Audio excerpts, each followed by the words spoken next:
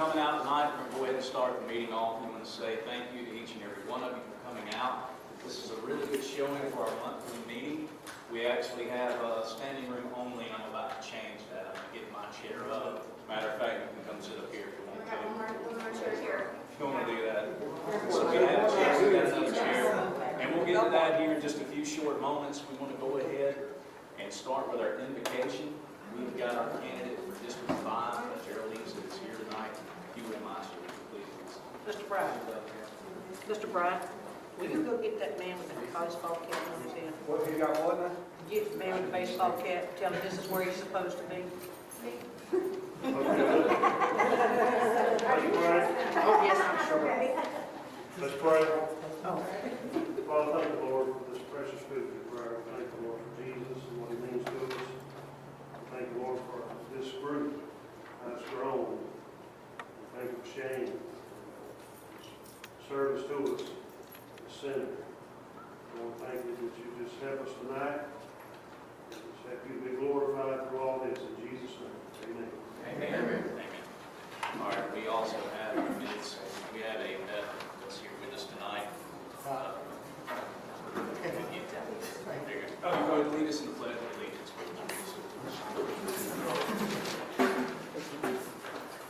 I pledge allegiance to the flag of the United States of America and to the republic for which it stands, one nation, under God, indivisible, with liberty and justice for all.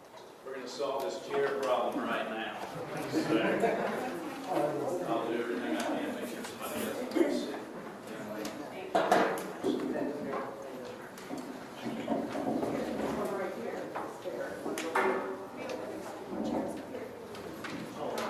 Okay, for our Republican group, Brooke, would you mind reading the Republican group?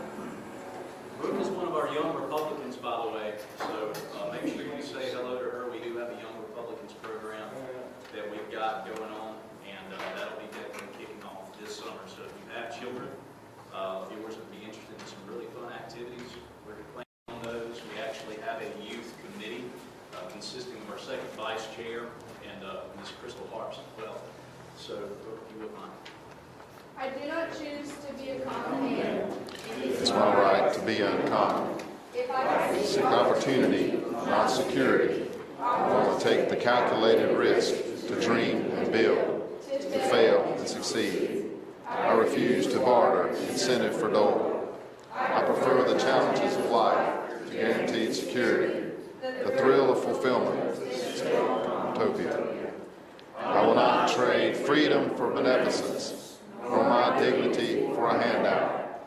I will never cower before any master save my God. It is my heritage to stand erect, proud, and unafraid, to think and act for myself, enjoy the benefit of my creations, to face the whole world, boldly say, I am a free American. All right, that's amazing.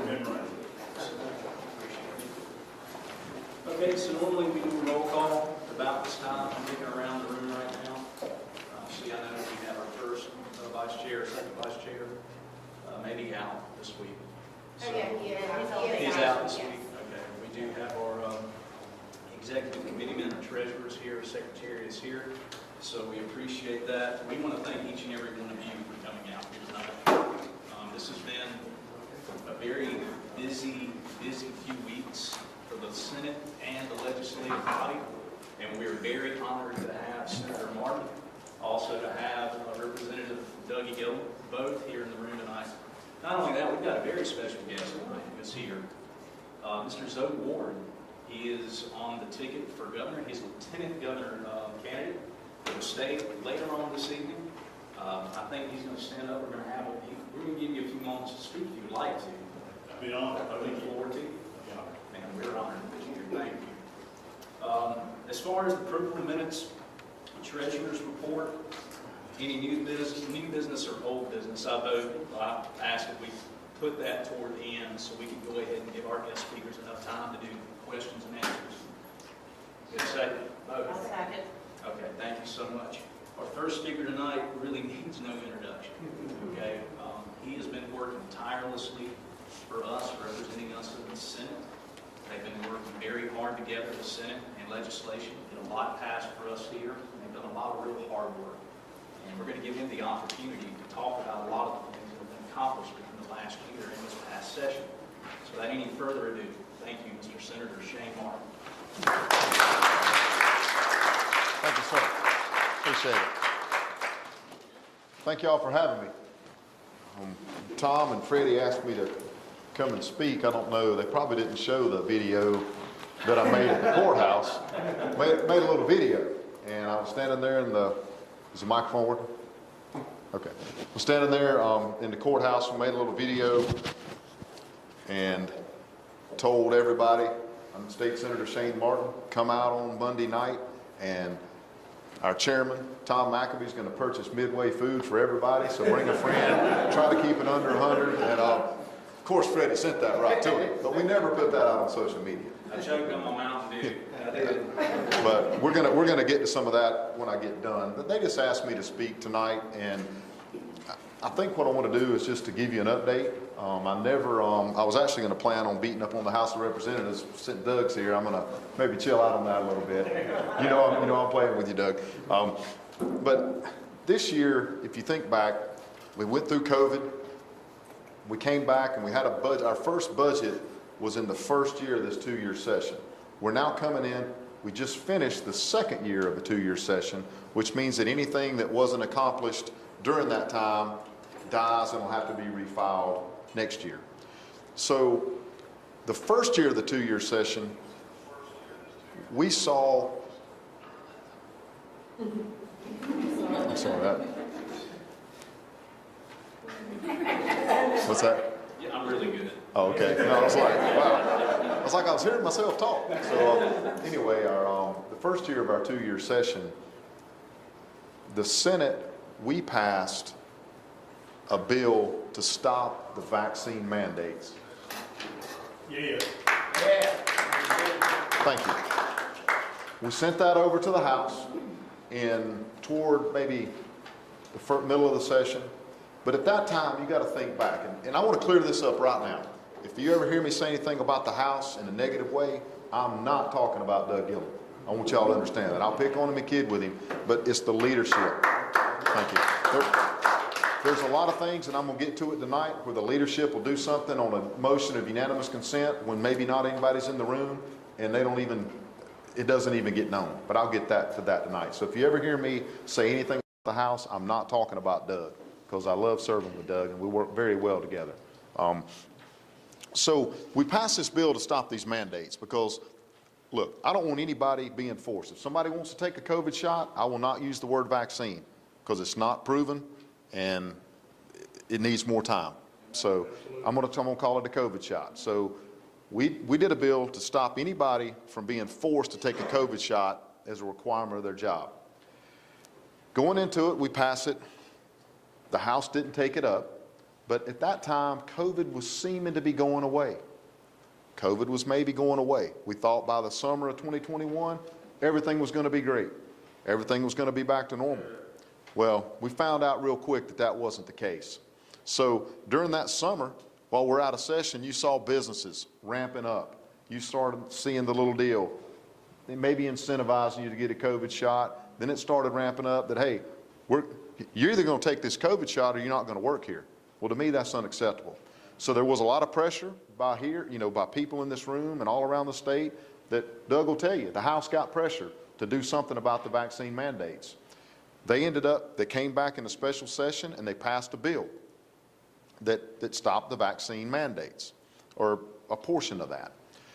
So when the Senate came back in January, there's a lot of times in Columbia that the Senate can blame the House or the House can blame the Senate and nothing gets done. But what we did is, instead of saying, well, we passed the first bill, the House needs to take up our bill, and the House saying, well, we passed the bill after you did, you only take up our bill, we found out the one that we probably had a chance of getting passed. And I don't know, everybody he needs no introduction. Senator Harvey Peeler from Cherokee represents a portion of Union County, has for years. He chairs the Finance Committee now. Well, the House bill that Doug and them sent over to us went to the Finance Committee in the State Senate. So we went to Senator Peeler and talked to him about it. He was all on board. He made me the chairman of the subcommittee, and we got that House bill out. We didn't want to sit there. We didn't take any pride in ownership. We took the House bill. We amended it. Now, I went further than my colleagues wanted. I'm all for right to work, but I don't want anybody I represent being forced to choose between a jab or a job. I don't want that. So I had stiff penalties in there for businesses, but my colleagues didn't want to go along with it. And unfortunately, the state Chamber of Commerce, again, if I ever bash the Chamber of Commerce, I'm bashing the state Chamber of Commerce, because a lot of times your local chambers, they're not as liberal as the state chamber, and they don't push those agendas. They understand what it's like to be in the local community. So they pushed back really hard and got some of our members to flip. The only thing we were able to do is to get unemployment benefits for anybody that was done that way, instead of the big penalties.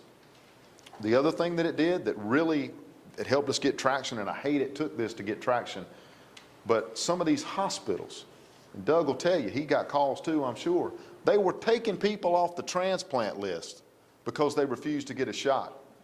You're on a transplant list, and they're basically playing God with people's lives over some propaganda. Now, I understand that COVID's real, but it's not to that level to where the government needs to be involved in taking our rights. We don't need to do that. We need to stand by our Constitution and our convictions to get that done. So we got that passed. It's into law now. So hopefully that deal's going away, or at least it's a message. But the thing that got me is, before it got this bad, I sent letters to the governor. I'm not telling you anything I hadn't already told him. I sent letters to the governor begging him to help us. I said, Henry, even if you don't want to go on record, even if you don't want to tell them they have to do it or help us with legislation, pick up the phone and call BMW and Michelin and some of these big companies and just say, hey, look, this don't look good for South Carolina. Please don't do this to our people. Try something else. Give them incentives. If you want to give incentives, give $500 to take a shot. That's on y'all. But we couldn't get any help there, so the General Assembly had to step up and do that. That's one thing I'm proud of. The other thing that I want to kind of give you a hint on is, I mentioned that Senator Peeler is now Chairman of Finance. I still am a subcommittee chairman on the Senate budget, and I handle all of law enforcement and the judicial branch. But the Senate, and officially in those documents, it's always called the Judicial Department. Well, the Chief Justice doesn't really like that, so of course we leave it labeled the Justice Department. So just for fun. But anyway, in 2021, I've been working with the Highway Patrol for years. I mean, how many people love to see highway patrolmen on the road? I mean, I do. So we started, right, yeah. Okay, maybe a bad example, but how many people like seeing highway patrol on the road when you need them? Okay, that's probably a better way to ask that question. So anyway, I started working with, before our new director, Director Rob Woods, was there. They had a former director. We had some issues. They had to make some changes there. But even during that time, I was working with him and his command staff on what is it going to take to get more troopers on the road. And when I say troopers, I'm talking about Department of Public Safety. That's Highway Patrol, State Transport Police, and the Bureau of Protective Services. It's all one big group, and they've got 3 divisions with 3 colonels. We started looking at everything and really figuring out that, one, pay is a problem, and morale is also a problem. So the new director, he took off a major uniform from the Highway Patrol. He worked his way up all the way from the lowest all the way up to major, and that's who we worked with the governor to pick to lead that agency, and the Senate overwhelmingly confirmed the man, because he immediately had respect, because they had tried to bring in people that maybe weren't law enforcement or maybe was a city police officer somewhere, but they didn't have the it's not that they weren't good people, they didn't have the respect from the men and women out there that are doing the job. Well, this gentleman had immediate respect, and you can see how things are improving. Last year, I fought for the pay and increase in retention incentive plan for the Highway Patrol. We raised their pay up. The House concurred. Doug, thanks for joining us on that.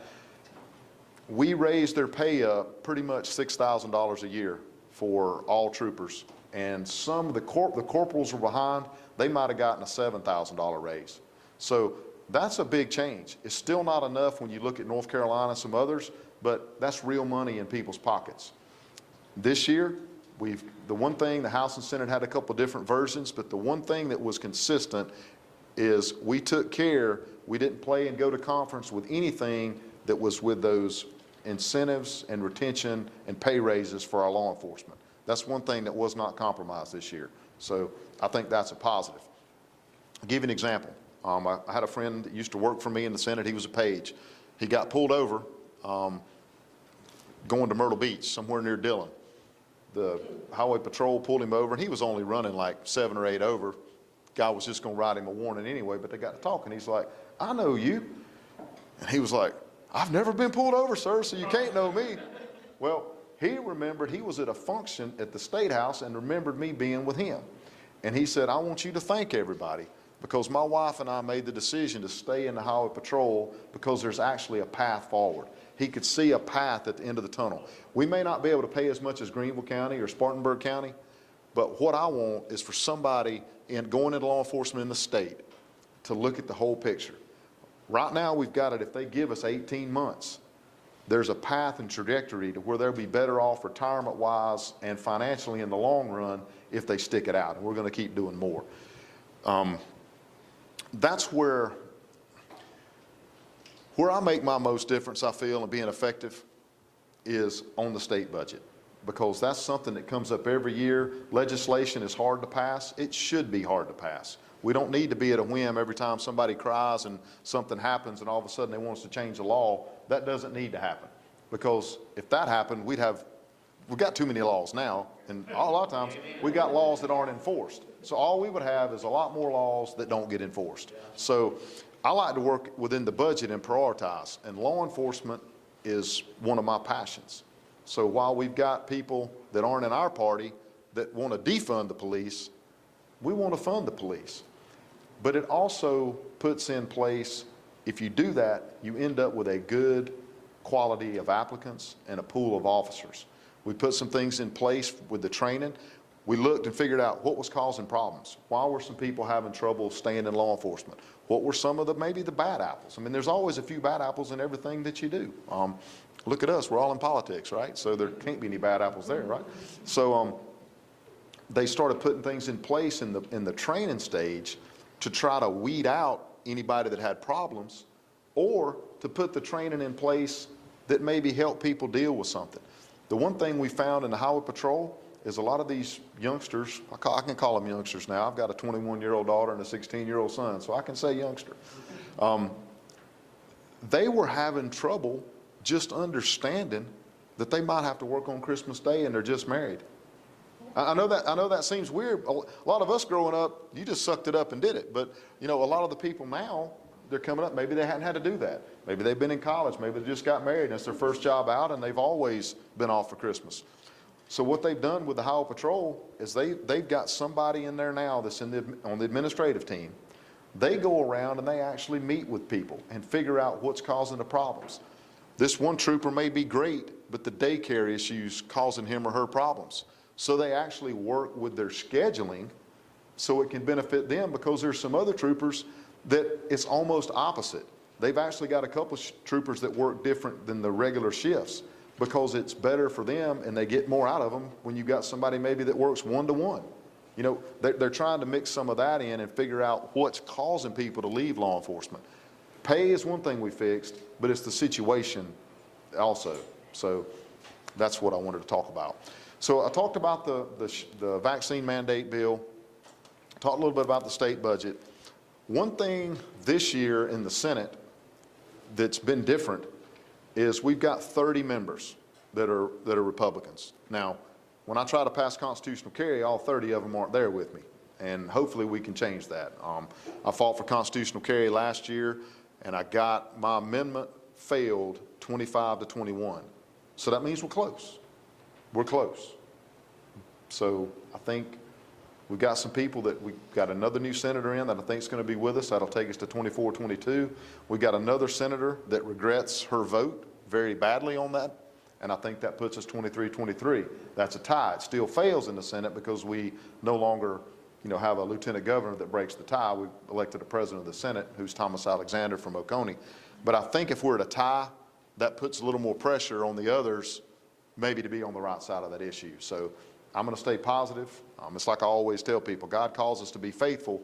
He doesn't call us to be successful. So might not be successful in that, in my second or third try. I've tried it several times, but I think we're getting closer than we ever have been. You know, I was losing 22, 23 to 15, 14 before. Now it's tightening up. So there's probably a reason it takes a little bit of time to do that. But with that majority, what we've been able to do in the Senate is we've been able to focus and get some things done. Since I hadn't been here in a while, and we'll talk about not just this year, but the whole 2-year legislative session that we've been in. We got Senate Bill 1 up, which was, I believe it was one, the fetal heartbeat bill. We were able to pass that to try to save as many lives as we can. I will not use the term unborn baby. It's a baby. Okay? So, like, thank you. I know it may seem like semantics to folks, but that's a child. That's a child. And we've got a party. The Democrat Party is fine with killing children up until they come out of the mother's womb. And I'm not fine with that. And anybody that's running for office as a Democrat pays a filing fee. And where does that money go? It goes to the Democratic Party that funds the killing of our babies. And I'm sorry, I get fired up about that. So I'm not yelling at y'all. I'm just yelling. I get fired up. So y'all think about that when these elections come up and they tell you, you may be friends with them and you may be buddies with them, but they're running as a Democrat. They filed and paid the party that kills our children. So just remember that. Remember that. We got that bill passed.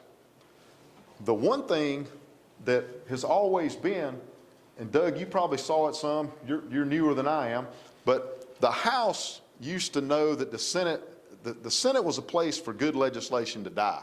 We didn't have the numbers. So they would pass, how many of y'all got phone calls about eliminating the certificate of need? And, you know, the hospital stuff where you have to, if you want to build a hospital or you want to end up putting in a new wing or something, if somebody else doesn't want you to do it, then you get sued and you can't ever do it. Like, I don't know if y'all hadn't heard about that.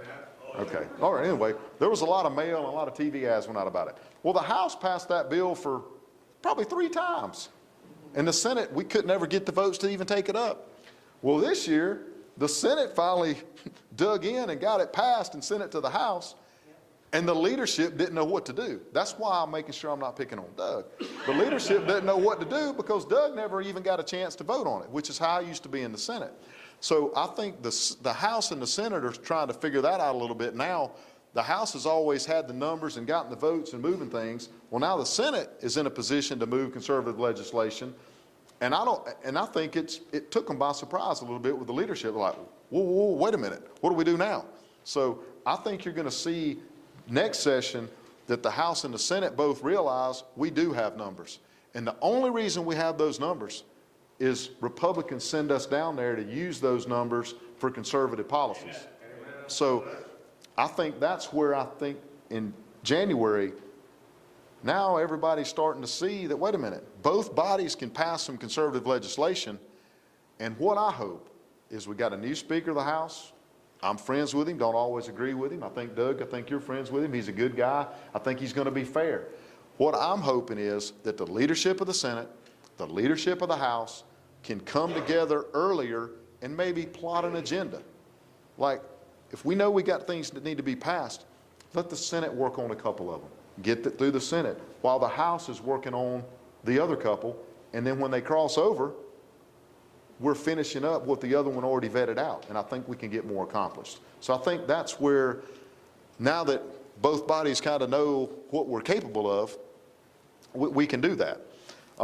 Back to the state budget a little bit.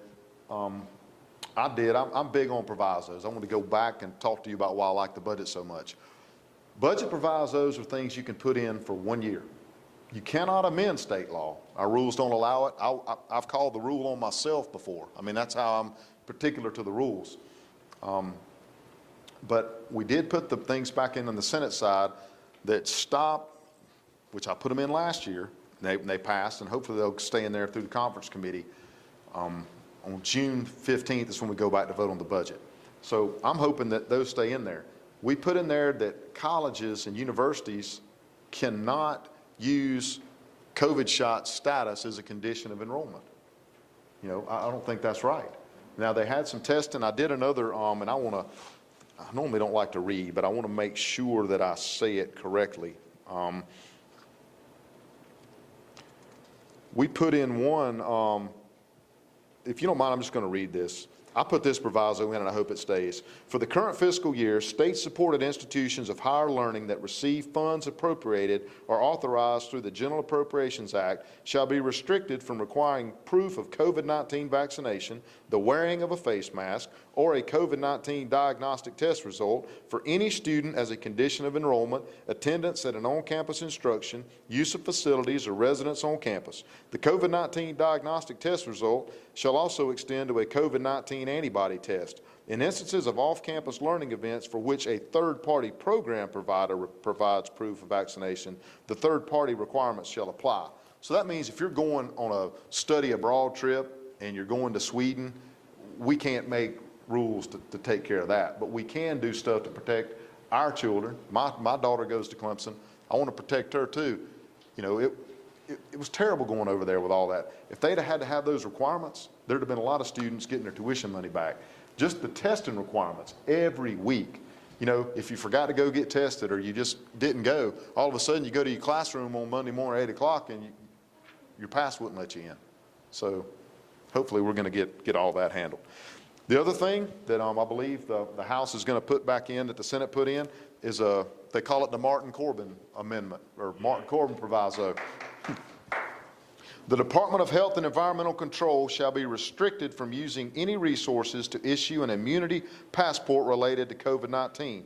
This restriction also shall encompass any integration with or becoming an issuer of smart health cards. That's where DHEC was trying to sneak in a vaccine passport. But let me tell you this.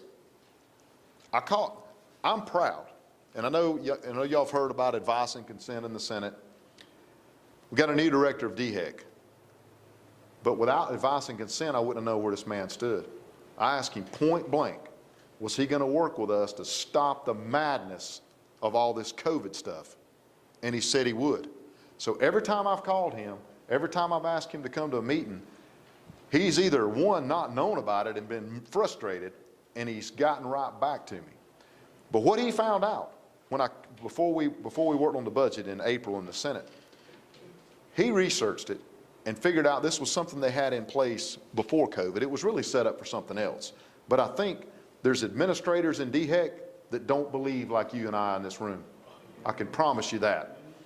They were trying to segue into a vaccine passport. He told me, guess when they were going to roll this out? September or October of 2022. When is the General Assembly out of session? May. So you do something like that while the General Assembly's out of session, you got September, October, November, December, you got 4 months to do damage. The earliest the General Assembly could get back is January.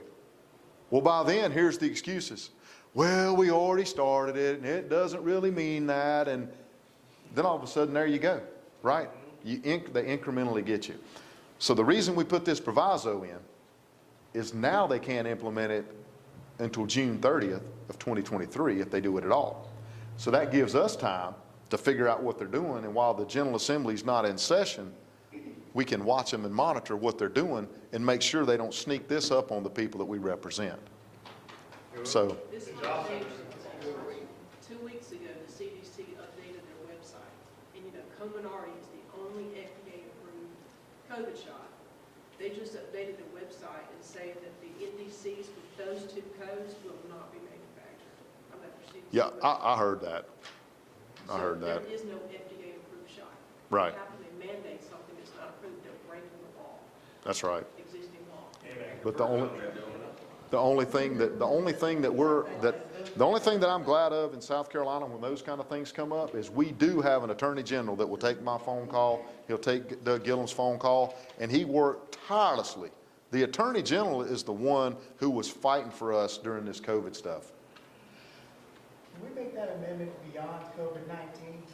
That way if they decide to change diseases? Well, and I think that's a very good point. I think what we've done right now is we're trying to raise the awareness of the insanity of all this. So I think there is an appetite to include whatever language we can, and we can talk about that. You know, we could use it for an experimental disease drug or anything, but I think it's going to take some legislation other than a proviso. The reason we did the one-year proviso is we wanted to make sure we stopped it for this year. But we've got to be on guard, because something else is coming. They figured out how they can use people's fear to get what they want. And that's what they've done with this. Was COVID real? Did people die? Did people get sick? Of course they did. But 99 point something percent of the people survived. And nobody wants to talk about the negatives of that shot. So, you know, right. Well, the testing, if you really look at it, the testing is what was flawed. That's what they were using to keep the numbers up. And so when it wasn't convenient to have the numbers, did you notice all the testing got relaxed? So My sister tested positive for COVID twice. She has negative antibodies. So she's never had COVID, right. but she's tested positive. I got you. It's crazy. So The idiot in the White House used to get elected. what's that? The idiot in the White House used to get elected. Oh. Do me a favor, okay? Let's Yeah, let me- speak first, and then we'll get questions. Yeah, I'm going to stop and take all the questions y'all have for tonight. It doesn't matter. I'll stop in a minute and take the questions. So thank you, Chairman. So another thing that we talked about, you talk about an election. I know the state Republican Party got involved in wanting some election reform done this year. What I want to know is, where was the state Republican Party in 2020 when we were fixing to have those problems? So all of a sudden I started getting emails. The Senate's not passing a bill. The Senate's not doing this. The Senate's trying to kill election integrity. Let's go back to 2020. I talked to Senator Harvey Peeler on the phone. He was the president of the Senate at the time, the one man in the state that could call the Senate back into session. He and I talked. He talked to a lot of our colleagues, and we realized what was going to go on. Our elections director, who the governor could have stopped, was moving forward with eliminating signatures, drop boxes, and all this stuff.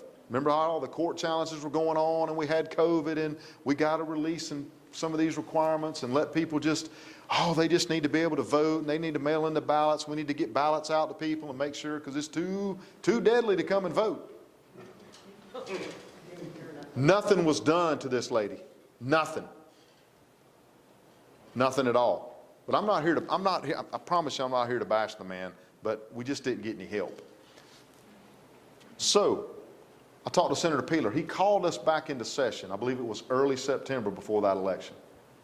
They were giving us a hard time. Why are y'all going into session, meddling and all this stuff? We're fine with people using COVID as an excuse to vote absentee. But if you have a true absentee process, it's secure. What they were wanting to do is let COVID be the excuse, wipe out the signatures, have drop boxes set up everywhere, so who knows who can go collect a bunch of ballots and shove them in the drop box. If the Senate hadn't to come back into session, we would have been Georgia in 2020. And again, I'm not yelling at y'all, I just get fired up about this because the state Republican Party only wants to get involved when it's convenient. So what we did, they were going to end up catering to what the judges wanted. The judges, if you remember, they struck our witness signature during this COVID process. They said that was unconstitutional. We went back into session and put it back in, and the House came back in and voted with us, and we got it done before the 2020 election. We found out she had to return drop boxes that they were already ordered. Our own state election commission had ordered those illegal drop boxes. Nobody wants to talk about that, but that's the stuff, a lot of times in politics, it's on the news. That's one of the ones y'all really didn't know about, but we got it handled for you. So anyway, thank you. So anyway, that's why when those emails came out and we worked on, they were saying the Senate didn't pass a bill. I know y'all were told here the Senate didn't pass a bill, but I brought I wanted to bring you something here to have. In case, I thought I brought it. I thought I printed it out unless I left it in the truck. Oh, here it is right here. This is the roll call vote on H 4919 that everybody in this room was told the Senate didn't pass. It passed 44-0. So I just didn't want y'all to think the Senate wasn't working. 4919. That's the election integrity bill. So anyway, we passed that and sent it over to the House. That's when the Speaker of the House, and it's on video, I've got the video, so I'm not saying anything out of school. He's up there. The House really hadn't even come in yet. He's up there. You watch him turn the mics off, and I've got it on my email. I can email it. I think I've emailed it to y'all. I've emailed it to y'all, so you can send it to the group. He turns the mics off, and he goes, Representative Pope makes a move to send this Judiciary Committee. All in favor, say aye, and the ayes have it. That's all he said. That's all he said. But once again, people like Shane Martin and Doug Gillum, we're not going to take that. We're going to get something done. We took another bill that wasn't that particular bill, and we figured out where the pinch points were. We figured out what some people didn't like. The House put some good things in there. The Senate put some good things in there. But I'm going to tell you the amendment that I'm most proud of, that I put in the Senate, was to stop all the private money that could go to these election places. Like the Zuckerberg, Facebook money. We stopped that. And Doug helped with that. I put up an amendment, and Doug, y'all may have done it. I think y'all did it in the House, but I put up an amendment, and I want to show you all this. I printed it out because I want you to see. Sorry, I got a lot of papers here. I normally don't use it. I put up an amendment to keep Democrats out of our primaries. Yeah.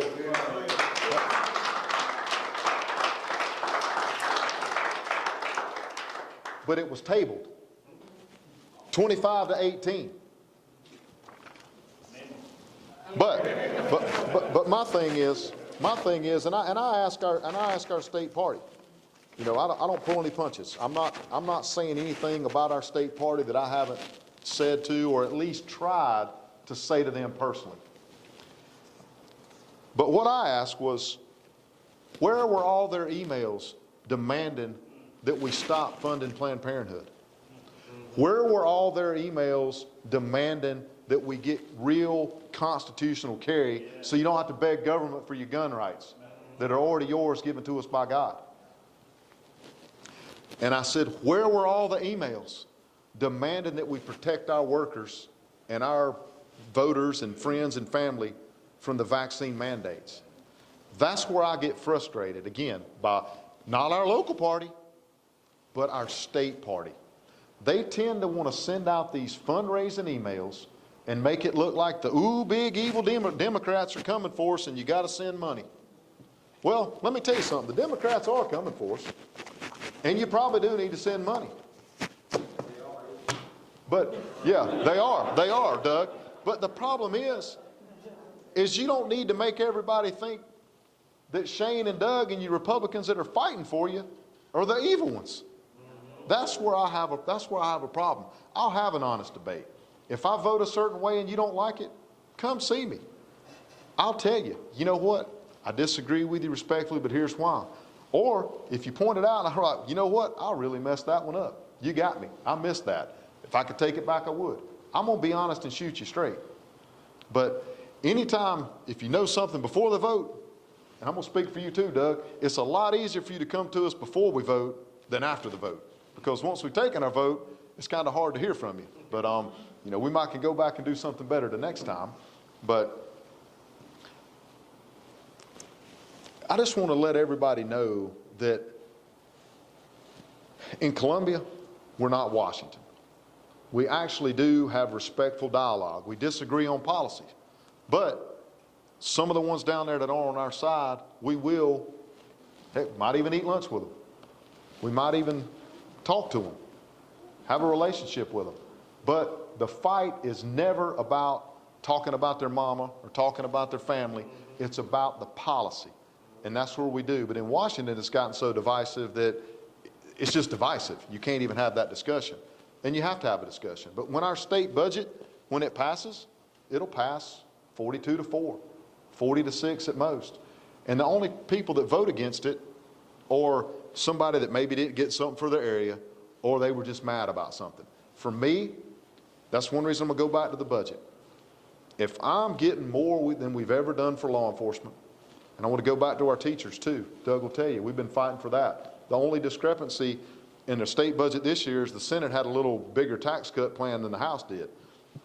So that's where you have to, a conference committee is gonna have to work all those numbers out. The House had a good reason, it was the largest tax cut ever that they passed. Well then, Harvey Peeler said he wasn't gonna be out tax cut, so he put a bigger one in, which is good for the taxpayer. So that, but somewhere in between, that's all gonna work out. And that, right now, we're trying to, over the years, we've moved teacher salaries up to $32,000. That wasn't enough. We got it up to $36,000. This year, the fight's gonna be on whether we can afford $40,000 or $38,000. And I think we're gonna continue to do more for our teachers. So in the budget, if we're getting a raise for our teachers and funding their step increase, if we're getting law enforcement taken care of, and we're stopping the COVID vaccine requirements for our students and other good positive stuff in the budget, yeah, there's probably a project somewhere that anybody in this room will say, Shane, that isn't no good. Why'd you put $25,000 on that? If that budget is funding our core government the right way, and there's a few little things in there that somebody doesn't like, I'm still going to vote for the budget. Because when I first started, what happened was I voted against the budget because there was a whole lot of stuff that I didn't like and a whole little stuff for our core government services. But what we've done is we've gotten our numbers back up where it used to didn't be that our former finance committee chairman had to deal with. He had to basically get all the Democrats and a few Republicans to vote with him to get a budget. Because if you'll know the Senate, I think it was, you'll know, Fred, was it 2000? Before my time, the Senate turned from Democrat to Republican. So there were still a lot of people there that's kind of how the budget was done, and it wasn't as conservative. But I think as a lot of us have come along, we've actually moved the budget to the right, which is a good thing. So if you've got the votes and you're moving it to the right, you can't go in good faith getting all the stuff for law enforcement and teachers and other services and then cut out one bad thing over here that you may not like. You know, I know that may sound weird, but used to be, it was almost everything I didn't like and only a little bit that I like, so I vote against it. Now there's a lot of what I like and a little bit of what I don't like, and we're moving the ball forward and we're making some gains, which is a good thing. You know, I'd rather spend excess money on law enforcement and teachers than I would on festivals. And that's kind of where we are right now in our state. So that's probably enough of me talking, unless y'all want me to continue. I'd be glad to take some questions, if that's okay. What we're going to do is this, all right? So we can have some order and form here, all right? 2 questions. All right, it's limited to 2. If you've got one that breaks off the 3 or 4 or 5, pick 2. We're really blessed to have a room full. Oh, yeah. We've got candidate Warren as well, too. We want to give him some time to speak. He's traveled all this way as well. Senator Martin's busy, so let's go ahead and get the first question. And also, the question is with a question mark, so not for you to make a statement. Just trying to get It's a question for the Senator. Yes, sir. There's a very important bill that's in conference committee, I think, today. It's the school choice bill. It's S-935. It would help the state funding stay with the student instead of being allocated to the nearest school in the district. My understanding is that the Senate and the House have some differences. Doug, you may want to weigh in on this too, you guys. What are those differences and how are they getting resolved? And are we going to have these ESA accounts for school choice? I don't know what those, Doug may can answer that. I haven't been involved in that. I put up an amendment to have real school choice, but people got behind that bill. It was kind of watered down, and you know, it's not going to help everybody. So I don't know. You may want to touch on the differences. Yeah, when it first come up in the House, it wasn't the first time it went around because the money didn't follow the child. In the first, when it had ties to it, for low-income families, Medicare, I believe it was, and there was going to be a trial. By our bill, it was, we were going to try, it's a sunset for 5 years, that 5,000 students. I'll stand by you with the mic. Okay. Yeah, that 5,000 students that were eligible for that will be able to do that. Take $5,000 to the school of their choice and see how that program went. And if it didn't work at the end of 5 years to sunset, we would either change it to meet the needs or what failed, or it could be changed or either just disapproved or any further. Proviso wouldn't go any further. The Senate's version had 3 years. They would try it. And it wasn't but it was for, I believe it was 3,000 students maybe instead of the 5,000. But that's the differences that it's working in the conference on. I think me and him both believe that, and I'm speaking for you now, that the money should follow the child. If that's the way they're going to do it and try it, you make it real. And that way it covers the disadvantaged, financially disadvantaged, and anything like that. Homeschoolers? Say again? Homeschool? No, it doesn't. That's the one reason you see me, That is you really see me being a little bit ill on that particular bill is because I took the podium in the Senate and they took my homeschoolers out of it. Yeah, and again, I vote against things sometimes that, a lot of times in the Senate, I don't need to take it. You finished for right now? I'm finished. All right. When you stand with me though. Stand with me though, Doug. I just want to make sure I wasn't cutting you off and I went on a diatribe. A lot of times in the Senate, we'll have a reform or we'll have something that'll only come up once in a decade. And if we don't get it right, it'll never come back up in the Senate again. So a lot of those times with some of the sunsets and with kicking out the homeschoolers, I want to make sure that everybody's got a chance at it. So that's where I'm at. But I think Doug really covered the differences in the two bills. And the problem is we really won't know until we get down there. You would think that when they meet with this conference report and committee, oh yeah, that Doug and Shane get an email. No, we find out about 5 minutes before they get down there. Oh, here's the differences. Read them real quick. And we're trying to read everything before we vote because we do read it before we vote on it.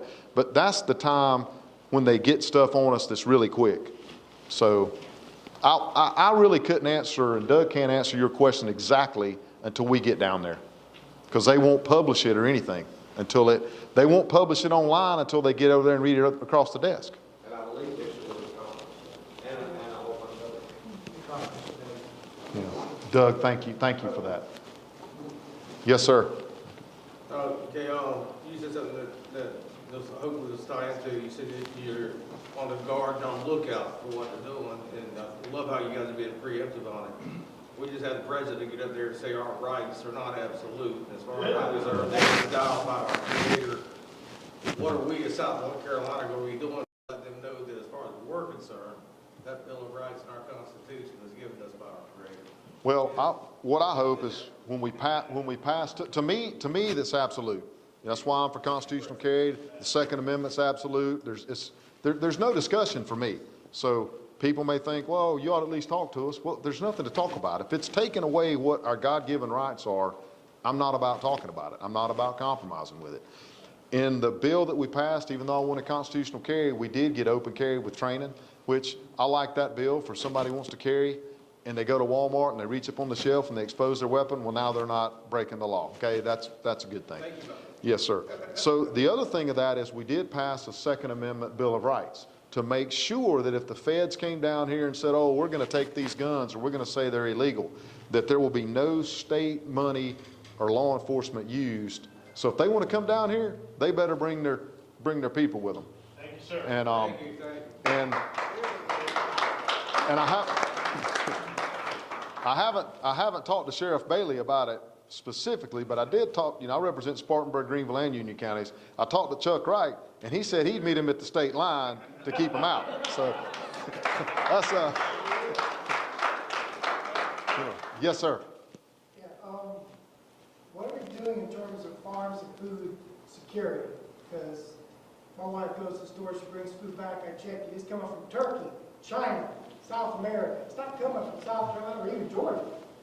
So what are we doing in the future, potentially, or if there's anything already, I don't know. I'm just querying on this since I have to ask a question.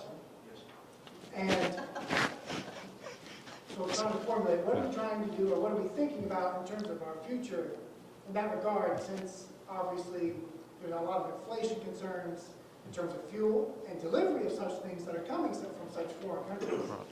You know, I think that's something we're all concerned about. You know, on the state level, a lot of that stuff is federally controlled. Agree with it or not, a lot of it's federally controlled. We're out of session. There's nothing we can do legislatively, but I think we are monitoring the situation, and don't want to speak for you, Doug, but I believe when we see something on the state level that we can do, that we're going to do it.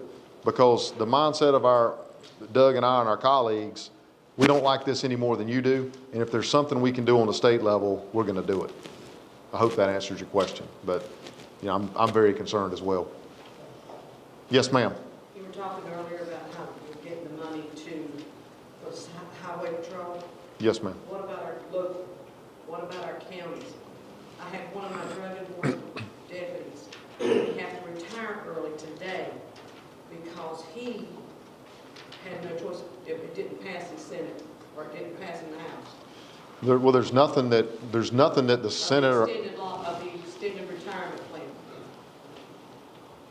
So, what is that about? yeah, but as far as the money for counties is going to come through county council. The state made an agreement with the counties, and I fought for this once I got there. They were underfunding the local government fund. So I finally said, look, we either need to change the statute or fund it. So the local governments came together, and this was a couple years ago, right, Doug? They all came together and said, this is what we need for funding. The Senate and the House have been fully funding that. So as far as the money, we're giving them the local government money to fund that.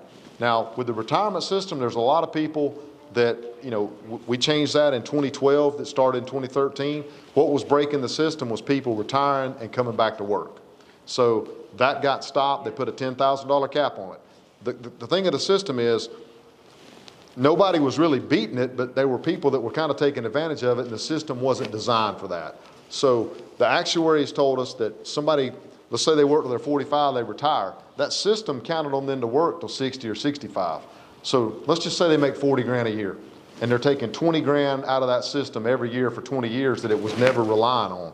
Even though they're putting 9% back in, you never stop that difference. You can't even attempt to make it up. So that was bleeding the system dry.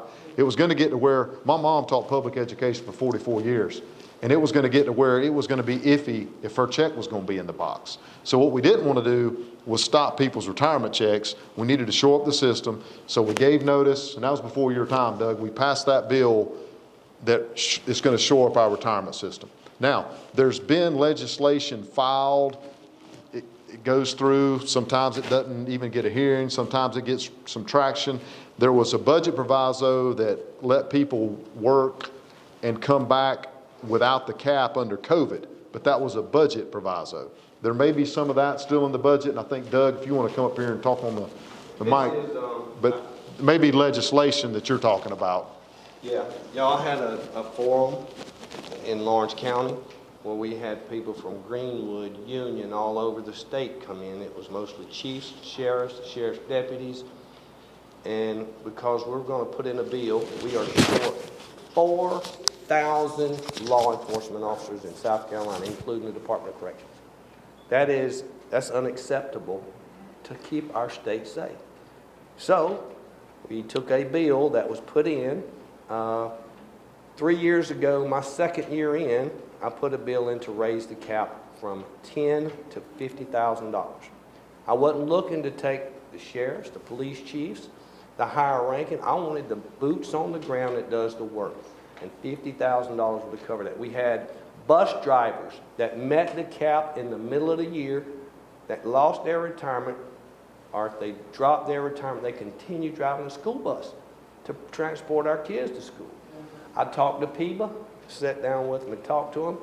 And don't get me wrong, the director over PIBA, when I talked to her, she said, you know, that's their system that they're protecting. In 2017, I believe they passed a bill, because when I got in the House, I was told my first year in that our retirement system was taking $1 million a day, debit. Yes, ma'am. We were in the hole $1 million a day from our retirement system. My head about exploded. You know, and I said, what have we done to fix it? And that's when they told me about 2017. It may take 15, it may take 20 years, but we are increasing, getting better from what they've done. It still ain't helping our work shortages. Out of a 40-man crew in my DOT here in Union County, at one time I was short 18 people. That's almost half of them, and we're supposed to be filling the potholes that we all see and complain about. That's right. You know what I mean? But the police officers, as are reserved with the Sheriff's Department for over 25 years, when I was in this country and not off deployed, we don't have enough. And to bring experienced law enforcement officers back, we needed to raise that cap or remove it. We've had bills in to remove it, to raise it to $20,000, and I had mine in for 3 years to raise it to $50,000. Not only to cover our law enforcement, but everybody else. We have Department of Correction that's suffering from a lack of people. And I've had people come up and tell me, if y'all had raised that cap from $10,000 to more than $40,000 or $50,000, I would go back to work, but I'm not doing that for $10,000 a year. That's just the way it is. We put a bill in last year that said, if you retired before 1 June of 2022, you don't have to wait a year, because most bills and people want you to wait a year before you come back to work. People can't live a year. Some of them can't live off retirement for a year. You know, and we need them. And instead of waiting a year, it would have allowed them to come back immediately after a 30-day out processing to get them in the retirement system, to come back to work uncapped. Where does that legislation stand now? I think We sent it to the Senate. So it's on your turn. The way I understand that. evidently. Yeah. And it, Okay. so that's, I live in Lockhart. okay. We've had to deal with catalytic converters. We've had to deal with people coming in with that new fentanyl pill. Ma'am, it's not in the Lynn Lockhart. I know, and it's not as bad as it was before I got on town council. But I've taken pictures, I've done license plates, I've sat out at 3, 4 o'clock in the morning taking pictures, taking this, sending them to Max Dorsey, sending them to Jeff Bailey, and even sending them to a couple of lieutenants that were in charge of it in York County. Because Lockhart is the hub. We're right there where Chester goes one way, and York goes the other way. So we're right there where it comes in. But I will say, the people that we had, the deputies, there was 3 deputies that had to cover the entire county. There was less than 10 sheriffs or in town, city, that was working with the deputies to help us cover this. Now we're down at least 2. Yes, ma'am, we're short across the So, board. I mean, what are you doing to get us more men and get us more money? Well, and that's what we're doing. Let me finish. So it's a valid question, but I explained it in my first thing. We can only control the state law enforcement. We're getting them all their raises and incentives and trying to do that. We're fully funding the local government fund that the locals agreed that they needed from the state to cover their mandates. So it's going to be up to the city and the county to fund those law enforcement officers like you're talking about. There's nothing that Doug and I can do other than fund what we're supposed to fund that they tell us they need. So you're saying I need to go to my local? You need to flood their, Hey, like I said, meetings. Yeah, if you got, man, we got 3 people running for county council here, not going. Yeah. Well, but I want to. This is what I was going to bring up. Yeah, but can we have just, the same problem with can we just finish? This is what I was going to bring up right quick. I'm so sorry. Would you? Helen Falls. Ms. McFalls, okay. I'm a law enforcement officer. I'm a cop. I've been doing it now for about 16 years. City Your or county? concerns, no, county. I used to work in Union County years ago. I work for Spartanburg County now. So a lot of the things and the issues that Union County are seeing, I can most definitely tell you Spartanburg County is seeing. The one thing that we are really worried about across the board, it's not just Union, it's not just South Carolina, it's national. We're worried about it too. It is officer shortages. We do not and can't lower the standard of who we hire and who we bring on. That's understandable. And that's what they're trying their best to work on right now, as far as recruitment across the board, statewide, countywide, even nationally. We've got departments in the state that are trying to recruit people from outside to bring them in because they've had so much training that they can really help. Absolutely. But you also have to have a passion to to do this. You've got to have a want to serve your community. You've got to have that need to be there and work in your community to do that. And you serving on council, that's a good first step. Us as law enforcement, we're wanting those people, those good officers to come in, those good hires to come in. So counties and cities are doing what they can to bring in good people. I promise you that. It's just a matter of finding good people, good applicants that we would want to put out on the streets and help protect our families. in these communities. That is the issue. I'll finish up with this too. It ain't that what we can do. You got to find people that'll do it. We can't go out there and say, hey, you're going to go be a policeman. We're going to put you in So we jail. need to get better That's where it's incentives. got to go. I agree, yes ma'am. To bring them here. Listen, I'm not going to beat a dead horse, but in 2020, there were a lot of things discussed. I ran for sheriff in 2020, and there are really good incentives that departments are doing right now throughout the state to help with some of those things. There are some really good incentives to keep people on board. Again, we don't get into law enforcement to make a lot of money. We do it because it's something we feel we need to do. But incentives, that has to come from the local level. That has to come from the county level and from the city police departments. Policies, things they may put in place, helping out with comp time, some vacation time, things of that nature. They're trying to do that. Getting, I'm not going to say rewards, but getting money to be able to get somebody to tell you bonuses to sign on. They are working on those, and a lot of departments are actually putting those policies in place right now as we speak. So we want to be able to solve that problem, not just in Lockhart, Spartanburg, Lawrence, but trust me, I've lived here all my life. I know that there's a big problem there. It's everywhere, and we're trying to do what we can, one step at a time. I just happen to work in a department that I see virtually every cop in Spartanburg County on a regular basis. My son works for the detention center in Union County.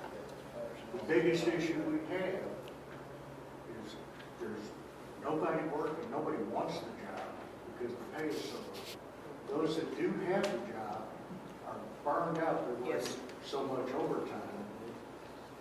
And the guys that are doing it, it's their passion, they love the job. They're doing their best. We have judges that are letting people out left and right and stuff because our prisons are overcrowded. We're not going to get started on that. Let's get that. Yeah, we only have a, Yes. but I did, I'm going to back time up. is all I'm saying. I did tour the Union County Jail again. I've toured it a couple times. I toured it just a couple of weeks ago with the sheriff and one of the captains. And those folks at the Union County Detention Center, they do have a passion for it. You know, they actually are nicer and do more than they should with what they get paid and what they do. Those inmates in there, they ought to be very glad that those people are in there that care, because some of the stuff they're having to put up with. I actually helped them with one. I actually helped them with one that they had a problem inmate over there. Me and my office helped find them a new home. So, so anyway, but just please thank them for that. Well, I have one more question. Yes, sir. How close are we on having closed primaries? Well, we're not close. I think the House tabled it. The Senate tabled it 25 to 18. I don't get it. And here's the problem. People will tell you that the Constitution says all elections need to be open. A primary is not an election.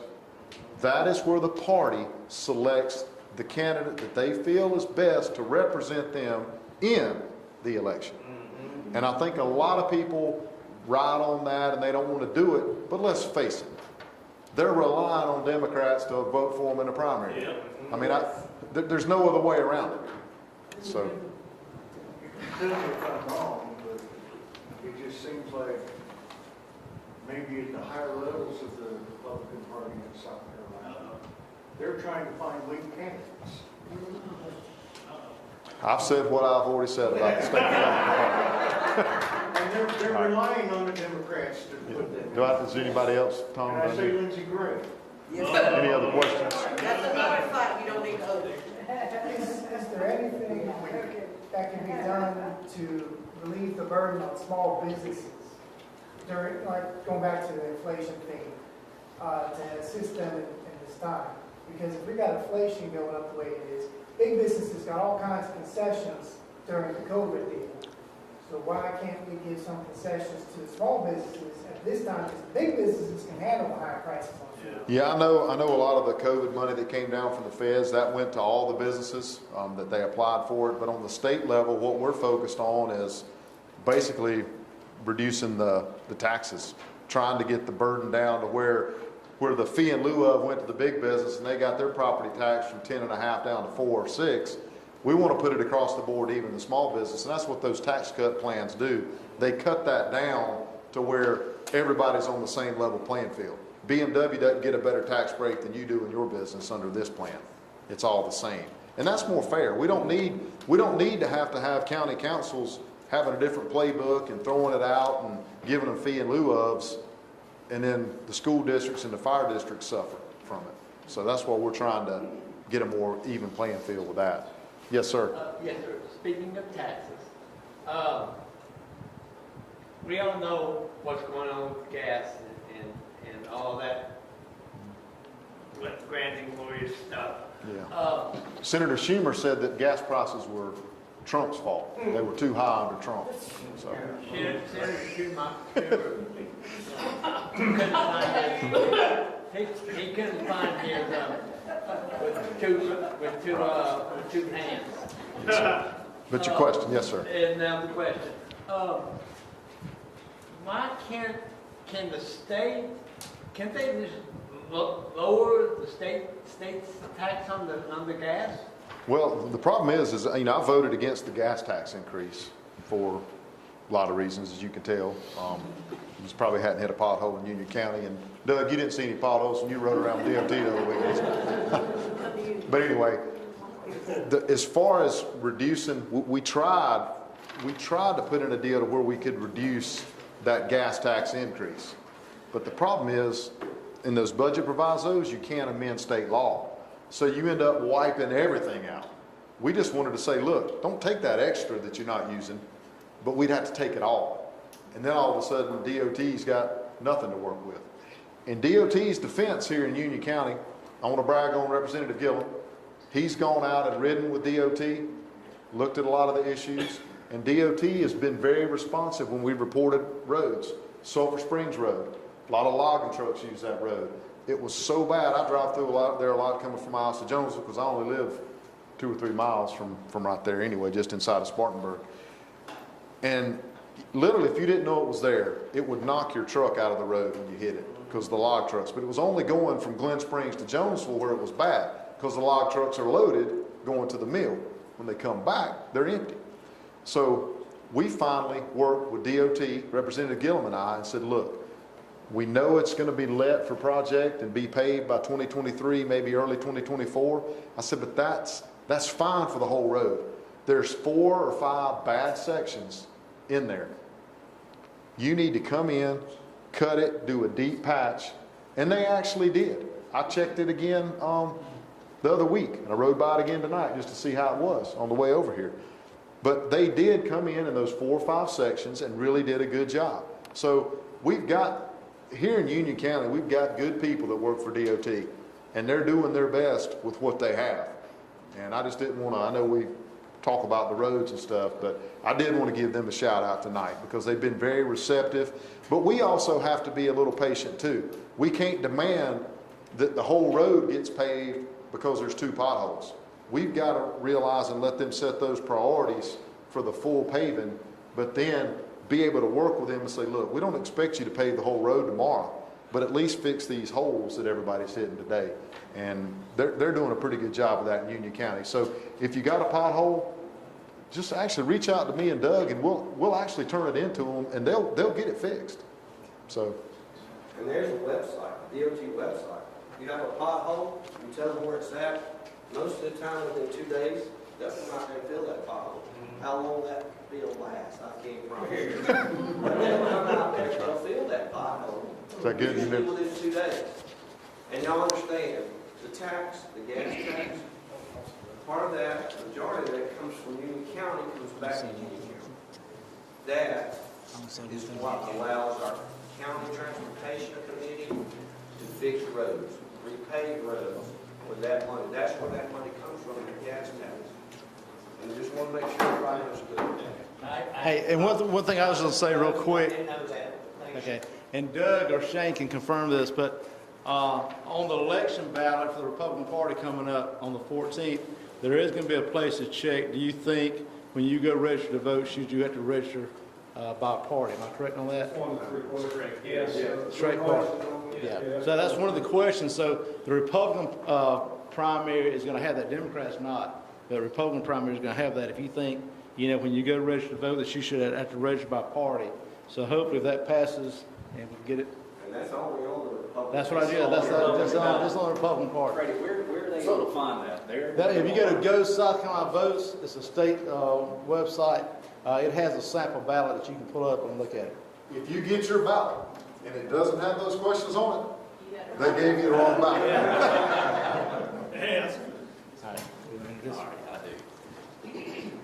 All right, Senator Martin, we appreciate that. Cannot thank you enough. Y'all please give him a round of applause. He came down for us. Thank you. We also have with us tonight a candidate for Lieutenant Governor. Now, he is on the ticket for Musselwhite for governor as well, Trucker Bob, I believe is what, I think that's what everybody knows him as. But we have in the audience with us tonight a really good man. His name's Zoe Warren, I apologize. I've got gum in my mouth. Just getting a little background on this gentleman. I've been able to read that you like filmmaking. That's about filmmaking. I do believe that he's also served in mission trips overseas, him and his family. And he's also helped bring missions to the homeless in the Columbia area. But I want him to come up here, introduce himself, talk to you a little bit. And if we do have questions, again, let's try to keep it to one, okay, one or two. I give you Zoe Warren, candidate for Lieutenant Governor. Thank you, Chairman McAfee. I appreciate it, man. Yes, sir. Thank you guys for allowing me to speak to you today. Thank you, Senator Martin, too, and Representative Yellen. You guys are amazing. I really appreciate your work. Liberty, once it's lost, you don't get it back. Thank God we got some Liberty folks over here, right, protecting our liberty at the State House. Because we don't have very many, unfortunately. My name is Zoe Warren. I'm from Lexington County. My family are over there in the corner. They all have cameras. My wife Victoria, my son Skylar, my daughter Alicia is here. We're going to switch. Sorry. It's okay. Do I start over? No. My daughter Alicia is there, and Ava, our chief spokesperson, has got her hand on her mouth over there. We are missionaries. We went to Pakistan in 2015, and we went to the Philippines in 2017 when she was 6 months old. And in Pakistan, we went with $70 in our pockets, a pair of clothes on our backs, and a pair of clothes in a bag. Because when the Lord said, when you go, don't take a bunch of extra stuff, right? Don't take extra this, don't take extra that. So we're like, well, we can't just go with a cloak. We don't wear those. So we just took a pair of extra clothes. I only tell you that not to brag on our missionary experience, but we really believe if an authority has given a rule, you should do your best to keep it, right? You may not be able to do it perfectly, but you should do your best to keep it. You guys agree with that? Yeah. The law is really important. Well, there's grace because we don't always do it perfect. Like we took an extra pair of clothes. We didn't take a cloak. We don't own those. However, we did our best to keep that, right? What I found is we have an executive branch and an administration that will skirt the law as long as they can get away with it. We got CCP folks buying up property in South Carolina. Did you guys know that? Thousands of acres of our farmland. Our pensions, from what I understand, from the Blaze, which is you guys are familiar with Glenn Beck? Yeah. They put out an article that demonstrated that our pensions are tied up in products that the CCP are also a part of, like CCP investment products. Okay, guys, that's not good. I don't think we want our tax money going to the CCP, do we? No. Do you guys want, I work pretty hard, I sweat, sometimes I get cut, I bleed. I don't want the money that I give to the government that I bled over going to the Communist Chinese Party. Because they're doing all kinds of terrible things to their money. They devalue their currency. They are hurting Uyghurs, human rights abuses. And then they're paying their people $2 or $3 an hour. And then they come here and compete with us in the marketplace. How is that even possible? Why do we even pretend like it's, all things are equal? They're not. We're giving them an unfair advantage, and we have an executive branch that won't even warn us when we're being taken advantage of. Now, before I knew this information, I was a fan of the guy who is currently in the seat. That's the governor, Governor McMaster. I was a fan. I actually campaigned for the guy. We would go to parades. I put his stuff up. I would lead the pack, because I want guards who are going to protect us. And I didn't know the information, some of the information I'm telling you now, I didn't know it.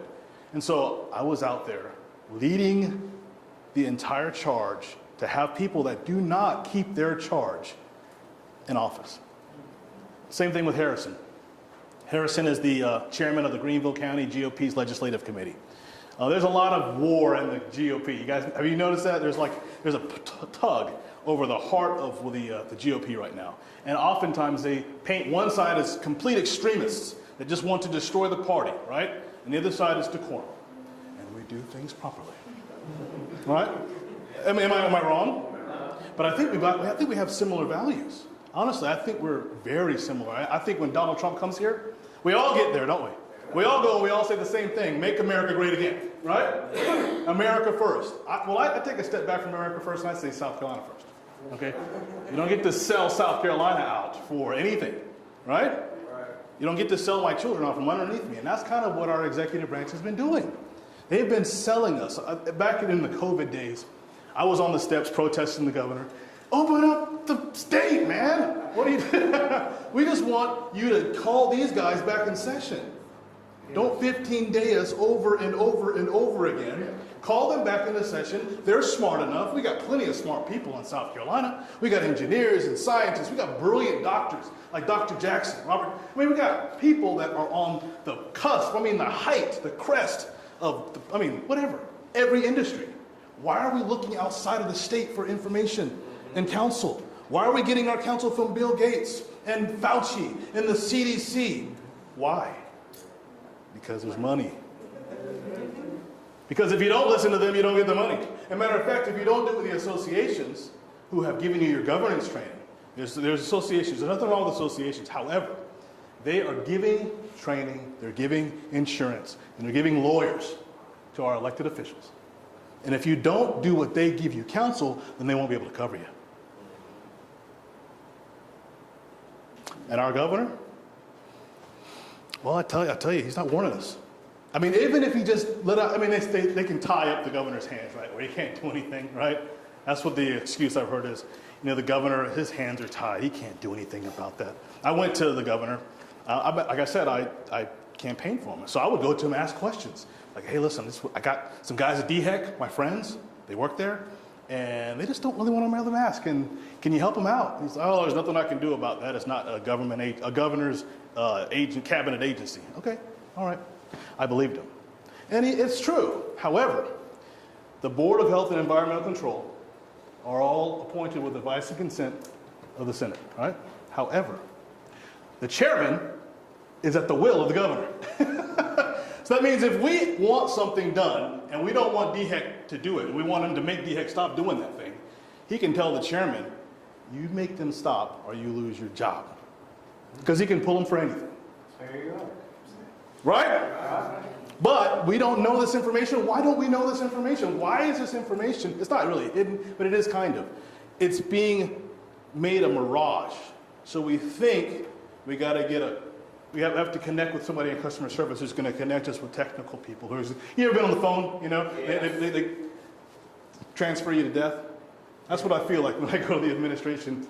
I get transferred to death. I was part of a coalition of concerned citizens during the vaccine mandate rollout, who are all guardsmen, air guardsmen. And one of them was Colonel Brian Ten Brunzel, former colonel. He retired early, didn't want to leave, retired early because of the vaccine mandate. And then another one was General Boris Armstrong, who was the former general over the Air National Guard. We were in this coalition. We came up with a plan, a strategy, because we know we're dealing with vain and unreasonable men, largely. We got about 20 to 25 real liberty people that are always going to vote liberty at the legislature. 2 of them are in this room. Thank you, guys. Together. However, amen, right? I feel blessed, truly I do. However, we took our plan to the Senate, and the senators were like, I'm on board. Senator Martin was one of the first senators to come out and talk to us and give us his approval and say, you get something to us, and we'll work on it. And so, yay, we got a couple of other senators on board with us too. Senator Corbin was one of them. I think Josh, what's his last name? Dark-haired guy. Kimbrell. He even wrote a letter to the governor with some of our language in it. We were like, yeah, it's working. We went to the House, and it died there. But the problem, it wasn't Doug. It wasn't Doug. It wasn't Doug. But the problem is that there is a lack of virtue, and that's moral courage. And one of the reasons why is because those same associations, the DNC, the RNC, SCGOP included, they're really fighting for the same donor base. And it's the chambers, it's the associations, it's the lobbies. They want to make sure the fundraising money keeps coming in, right? So you wonder sometimes, why can't we get things passed? Why are we the reddest legislature with every constitutional office held by Republicans? And we're worried about men playing in women's sports for how long? We're worried about vaccine mandates. We're worried about, why are we worried about things that are absolutely not our values in this state? Well, the reason why is because if you can make the checks come in, if you can make it rain, even if you have voted with Democrats 42% of your life, as long as you can get those fundraising checks to come in, they will anoint you, appoint you, put an R next to your name, and run you. We're being sold, guys. We're being sold to the highest bidder, whether that's Joe and Kamala, because they're coming. Joe and Kamala, they came to the National Guard. They came. And Trey Walker, the assistant to the governor, his chief of staff, smart guy, nice guy. They're all really nice people. But he says to Alan Wright, whose husband was a 33-year guardsman, there's a lot of money that comes in from the federal government for the Guard. That's the answer. It took, how many months? 4 months to get 11 legislators to get a meeting with the governor for the Gates of Hell caucus meeting. It took 4 months for 11 legislators to get a meeting with the governor. And when he walks in the room, he says, what's the emergency, fellas? I am the emergency. My wife, my children, my family, my house, my property, my job, my pension, my retirement. That's the emergency. There are people right now who have been forced into early retirement. People right now with mild but permanent heart damage called myocarditis. You guys familiar with that? Right. Over a vaccine that is not legally interchangeable with the vaccine they're giving. We gave the governor this information in November with that coalition of guardsmen. We gave him that information because there was a federal district court that said that exact thing. The FDA and Pfizer, they're not even trying to say they're legally interchangeable. The federal government made it up. The DOD is saying that. They're not saying it.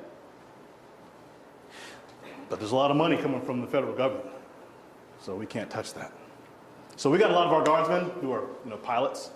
They're being pushed out. I mean, really good, solid dudes. A guy who was the company grade officer of the year last year in the Guard. And he's getting separated from the Guard this year because they won't accept his religious objection to an experimental vaccine that if he takes, he'll have no recourse in the courts because it's an EUA vaccine. Okay, he'll have no recourse. And he also, he took it, right? And it's not even legal and interchangeable. So my heart's broken. I guess you guys can tell I'm kind of a little pessimistic, but I'm hopeful because every time I go places, the Lord told me this. I believe the Lord speaks to me sometimes just to encourage me because I get discouraged, right? And I'm like really sad and I'm reading the Bible and then I'll, something will come up in my heart and I feel good. And I'll remember what it was and that was God. He was encouraging me. And I was just asking about what's the end result of the elections. I want to know the end, Lord. Show me the end from the beginning. You said you do that, right? I want to see it. Well, he just told me that every time I share the message is as important as the inauguration speech because the message is that important. If we don't know what I'm telling you right now, if this information is not widespread, and whether you guys give us your support or not in the elections, you got to take this message and let people know it because it's all the truth. And we will change the face of South Carolina if the people know it. Because an educated populace becomes a virtuous one. Amen? If we don't have an educated populace, we will be destroyed. We'll become serfs. That's what they want. 50% of black folks right now, generally speaking, that are in the Democrat Party, would likely assent to become a serf. If you give me a free land, I'll just got to give you 50% of my property, whatever I make. Sure, I'm in, right? I'm not for that. I'm a liberty proponent. We need self-government. That's what this country's about, right? We're the heirs of the Magna Carta. We're the heirs of self-government. Every people, whether they're black, white, green, or yellow, if they adopt the principles of liberty, they prosper, right? Because where the Spirit of the Lord is, there is liberty. So that means anyone who's fighting for liberty, whether they know God or not, God is helping them. Amen? Amen. Because where the Spirit of the Lord is, there is. Do you guys want liberty? Yeah. Do you guys want liberty? Yeah. Amen? Okay, well, I can give you one good way that you can make sure that your liberty is protected. And that is vote for Governor Harrison Musselwhite on June 14th. We will fight for you. We will be your guards against federal tyranny, against medical tyranny, against CCP and corporatist tyranny. There is no way on earth that people who get free land, I mean, they can get 1,000 acres for $1, right? I can't even get an acre for $1,000, right? There's no way that people that get free land, massive tax breaks, are private corporations that can do me however they want and I can't do anything about it. I'm funding their prosperity and they're private? No, that's fascism. You guys want to live in fascism? No. Do you guys? Do you want to live in fascism? We have been. But we can change that. We can change that. I believe we can change it. That's why I'm hopeful. Because when I go out, I'm speaking the message and I can see everyone's eyes. You guys know what I'm saying is true. And if you take this message to the people with me, I mean, take it to your neighborhood. Get 5 or 10 people. They'll hear it. They'll know it's true. I've talked to children. They know it's true. What I'm saying is what we need to share to everybody. So I want to encourage you guys, take the message to your neighborhoods, bring them to the GOP meetings, get them signed up. Because if you take the message, it doesn't matter if they're red or blue, really. It matters if they're going to sell your freedom for beneficence, right? Because the South Carolina Republican Party priest says, I will not sell freedom for beneficence. But we got people in red with blue underwear selling it every day. So if you take the message to your people in your neighborhoods as a Republican, they'll come here. Because it's true. So I just want to encourage you guys. My name is Zoe. Please give Harrison Musselwhite your support on June 14th. You will have guards and we'll protect you. I'm sorry? Facebook page. If you go to mine, it's Zoe Warren, W-A-R-R-E-N, for Lieutenant Governor, South Carolina Lieutenant Governor. And Harrison's is Trucker Bob Musselwhite for South Carolina Lieutenant, South Carolina Governor. Trucker Bob. You can also go to votetruckerbob.com. In regards to the Chinese and the farm Yeah. and also the corporations that are coming down and buying the housing that's being built, Yeah. am I to understand that you guys would be willing to push through some kind of action to stop such things? Yeah, absolutely. There's a representative named Patrick Haddon who's got some really strong legislation to that effect. I don't want us to be isolationists. I don't. I don't want us to be, right? But I think there's a certain degree of mercantilism, not because we just want to take advantage or be better than everybody, but we definitely don't want the CCP, who's doing horrendous things to their own people and people of religious and racial differences with them. Listen, we don't want them buying 1,000 acres at a time because they'll take our money, right? And they'll devalue their currency, do all kinds of shenanigans with their economics, and make our dollar turn into 10, and then come back and buy up all our stuff. Yeah, so we will absolutely support Patrick Haddon's legislation. We'll support any measure that will help decrease the amount of CCP activity in our economic system, especially the public sector. But not necessarily stopping corporations from buying houses. Well, yeah, that too. Okay, because I just want to be clear, because where I'm from originally is down towards the coast. And 2 out of 3 houses that are being built are being bought up by BlackRock and other companies like this. And then they're renting it back out to people that would otherwise buy it. Yeah. So instead of people having private homes and private property, well, they own nothing and they're supposed to be You'd be happy, yeah. But isn't it funny how the prices of houses are off the charts, right? But they're getting bought up like crazy. Zillow. Right? They're getting bought up like crazy. The prices are out of control. They're still getting bought up. And they're getting bought up by people who are putting their money in with people who are actually decimating our dollar.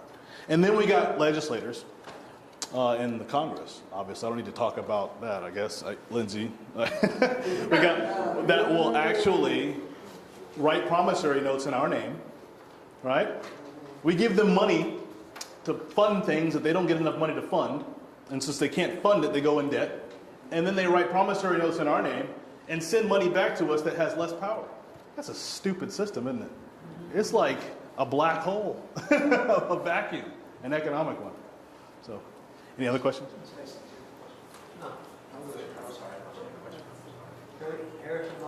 Harrison Musselwhite, yes, sir. I have some materials for you guys too. We would love your support. If you want to support us, we would love it.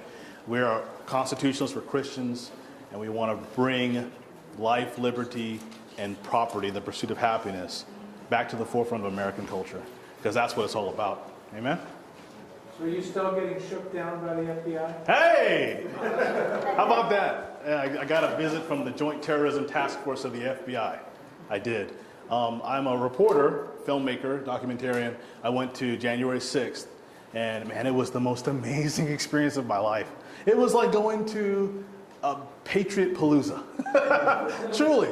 People were blowing shofars. I mean, there were like Gadsden flags. There was the tree on, oh, I can't remember the tree. George Washington created it and put it on his boats.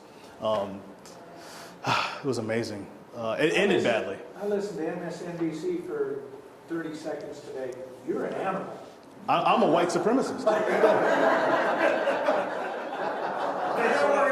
That's what they call me. That's what they call me, okay? They call me a white supremacist because I love the American form of republic. Because I love the separation of powers. I don't like the federal government is not our overlord. They are not our boss. Right. Guys, the national government is just the national government. We gave powers to that. It's a federal system. We're a federal system. We're a dual federal system. And we got dual tracks we're supposed to be on. But they want it like this. They want to get it in. They want to be able to make a decree. They want Trump to be able to make a decree. Biden. And my son has to do whatever he said.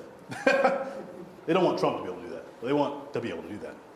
They want to blur the lines of the boundaries so they can make tyranny happen fast. They can take whatever you have. They can look and say, oh wait, you spent $506. So we need that $6. And we don't want that. We're not going to have that. Amen? Amen? Gates of hell knows what Harrison says. In the words of Harrison Truckerbob Musselwhite, gates of hell, no. Thank you guys. I guess I'll take this one. Okay, thank you. Y'all, we've been blessed tonight to have our guest speakers. And this is a good crowd. I know that whenever we have a lot of people coming to the meetings, we want to try to do our best to get as many questions in as possible, to get as many questions answered as possible. This is going to continue to be a thing here for the Union County Republican Party. And the outpouring, the showing up that we've had tonight, we want to see this every month. This is what we need. You want to ask how you can get involved, or somebody ask how they can get out here and start knocking on doors. I can tell you right now, we've got a candidate, Republican candidate for District 4 for Union County. Annie Smith is with us tonight. We have got County Council candidate, Republican candidate Danny Bright for District 1. We have got Republican candidate Gerald Eves for District 5 that's here tonight. We've got Representative Dougie Gillum. You know, he's on the ballot this year up for re-election. Thursday night we will have Melinda Butler. She is also another candidate for House 42. She will be here to take questions if you wish to come and participate in that. She'll be here Thursday night at 6 o'clock. A couple of things I want to talk about real quickly, and then we're going to dismiss. There are some in this room that want to know what they can do to help out. Talk to these individuals that are running for county council. How can you help get out here, knock on doors, make phone calls, and do that? Speak to them. They're here. Help them out. Same for any of the candidates. I know we have the primary coming up in June 14th. I'm going to touch on that here in just a moment. We get a clear winner of that. Ladies and gentlemen, volunteer some time. Get out here and get these individuals elected. That's what we're here to do. That's what we need to do. It's time that we take this blue county and turn it red. Yeah.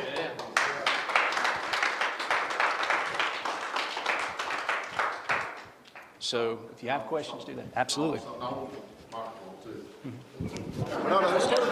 you keep it right there. Keep it right there. They stand in front of you. What I want to say to his point, I've been thinking about this, and what I'm going to do, I'm not on the ballot this year. I'm not up again until 2024. But sometime after Labor Day, I'm going to have an event in Union County, but it's not going to be for me. It's going to be for all the Republican candidates who are on the ballot.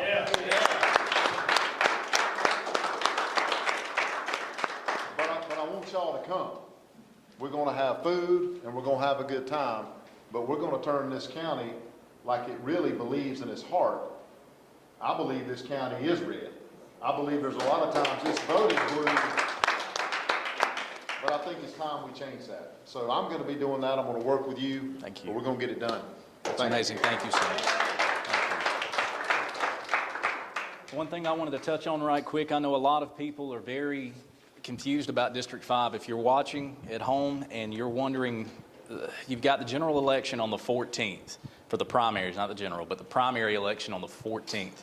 Then on the 21st, people that live in District 5 will have to once again return to their ballot box and vote again, to go to their precinct and vote. Well, there's a simple solution to this. I know there was a lot of confusion last time, very low voter turnout, and it was quite, I don't want to say embarrassing, but it was very disheartening to see the amount of people that came out and voted. I'm not just going to say Republican, Democrat too. Okay, it was very low numbers, but we want to see the numbers for the Republican vote go up. So here's an idea. Early voting started today. All right. If you live in District 5 or you know someone who lives in District 5, go vote early. Go vote for the primary election. Get back in line. There won't be much of one, I promise. Just go get it taken care of. Then go vote for your District 5 election. Go vote for your District 5 candidate. I had an individual that brought that up to me, and that's our Republican candidate for District 1. It's a great idea. I think it's a fantastic idea. So go vote for your primary early if you want to here in the next 2 weeks if you live in District 5. Instead of waiting to do it 1 week and then go another week and maybe forget about it, go vote early if you live in District 5. Vote for your primary, then vote for Gerald Eves for District 5 County Council, and you can go ahead and get that knocked out. So a really good idea presented. Also, Dr. Caston, he's sitting in the back. He brought these in. It's a publication of Hillsdale College. It's known as Primaries. He will have a sign-up sheet in the back. There's also copies that are back here as well. If you'd like to get these subscribed to you or mailed to you. It's free, great education. Okay, so these are free. It's really good information, something to read, something to get. He will have a sign-up sheet that's in the back, and you can sign that if you'd like to get these. Brady, can you think of anything else? If you didn't have a chance to sign our sign-in sheet, please do so before you leave. Okay. I'm going to move, it's 7:42. I'm going to move as far as budget, things of that nature. We move that into executive during an executive meeting. As long as everyone here, as far as our elected officers, agree with that. Do we get a second? Give me a second? Okay. So Treasury report, old news, not old news, but new business, old business, that'll be discussed in executive. I want to thank Zoe Warden for coming in today, Senator Shane Martin, and of course, Dougie Gillum coming in. Thank you so much. Y'all have a great night. Please.